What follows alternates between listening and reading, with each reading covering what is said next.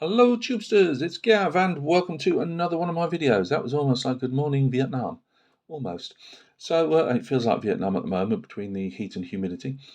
Oh, I've not been to Vietnam, but I was in Hong Kong for 4 or 5 months. Anyway, uh, Rubicon Models, 1 in 56 scale, M48A3 Patton tank, but you can also make the M63A2 Zippo, which I believe they had about 150 or so in Nam. Nam, as if I was there. Sorry, we're restricted with what I can show with the cameras and stuff, but we'll get there. So you can build the 4 versions going from right to left. The one I shall probably do is the not because it's got Vietnam War on the side, but it's the Vietnam field conversion, and that's just that they take the 50 out of the cupola and mount it on top. I would have liked, and we always want more, don't we? I've not even opened this yet, but I know it won't have a 30 cal in there.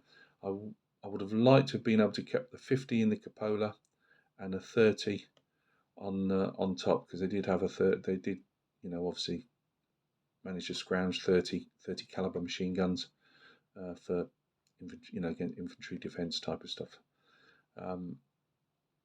But it probably won't, and because it's 1 in 56 scale, this is the only second Rubicon Models kit I've ever bought and built.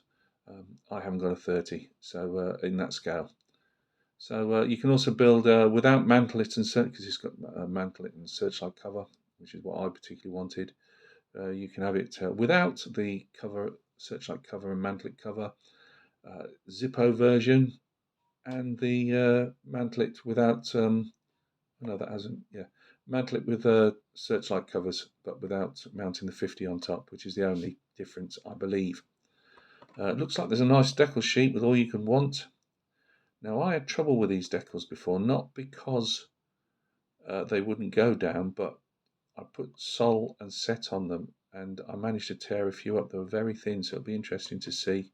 That was a few years ago, to see how, and that was my fault probably. I'm not going to, blame them, these guys. I don't know, but I did have some tear on me, and I had to mooch them around and then put a bit of paint on as if they were chipped to get away with it.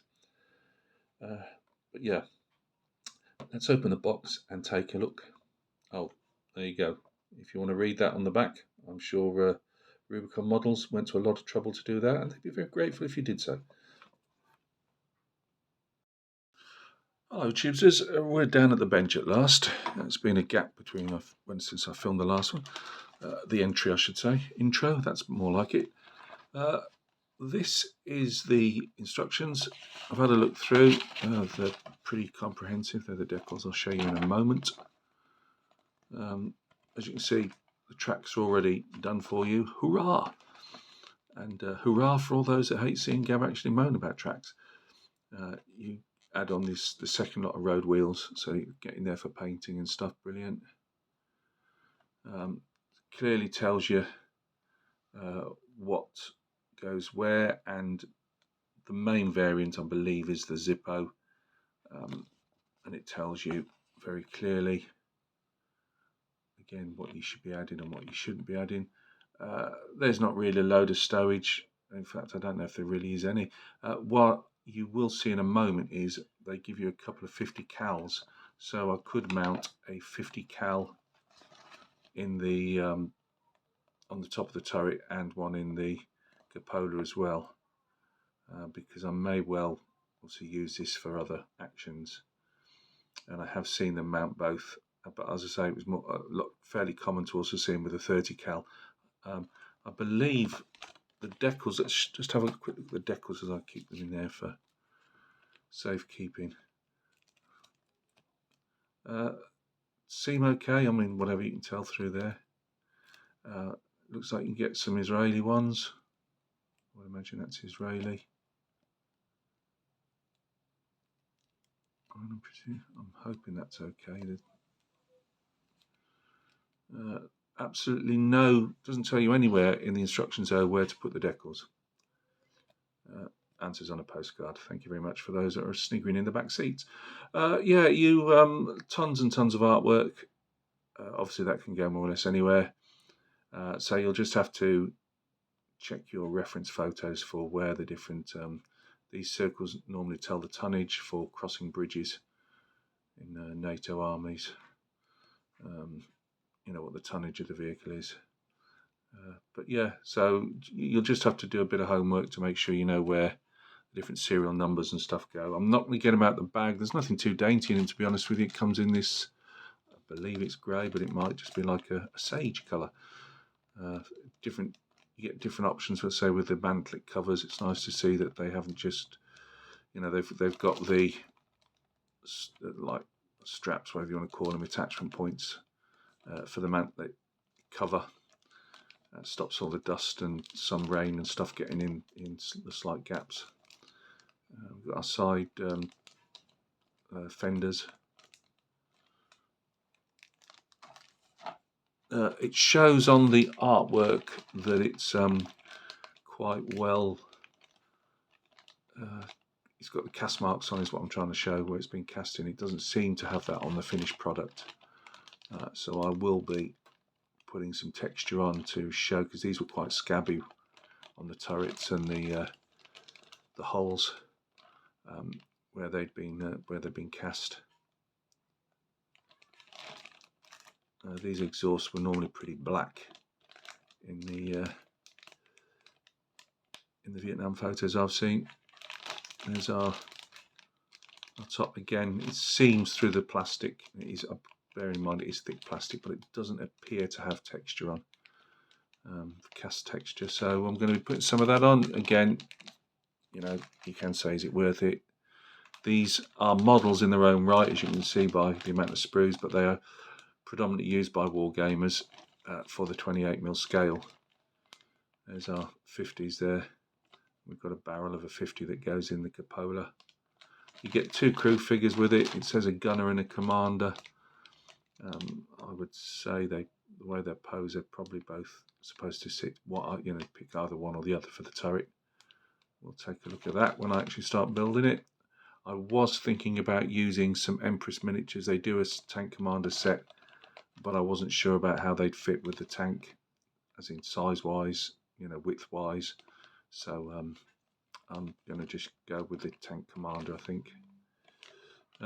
We've got our different barrel lengths. The Zippo, you had the shorter 90mm barrel for the earlier ones, but the ones in NUM were the 105s. But there's also the Zippo, which, as far as I'm aware, couldn't fire anything apart from napalm. Stowage basket at the back, fairly thick, but I think they were on the period vehicles. The only thing, as I say, because there isn't a lot of stowage, and a fair amount of NAM tanks had a fair lot of stowage, it's in that awkward scale. It's not like 1 in 35 where you can just go into your parts bin and find, you know, I mean, I know I can probably print some off. I might look at doing that, but I might just leave it. These are our road wheels. You can see, quite nice. I might bump a couple up with the rubber, you know, looking like they've been knocked about a bit. Again, way over the top for anything that you would be putting on a war games table if you're going to do that, but I like it. The tracks, as you can see, we'll just see, look at this one here, and then we'll turn it round. Got slight sag in it. I think these were the same self-adjusters, weren't they? Now, the only thing, looking at this, is the... Oh, I see. Yeah, no, we're fine.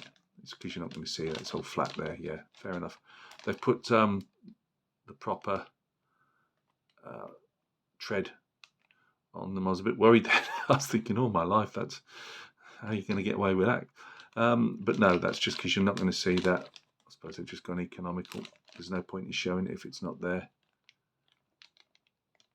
But it might cause me a problem, because I was thinking of taking some of the fenders off because they were quite knocked about in way.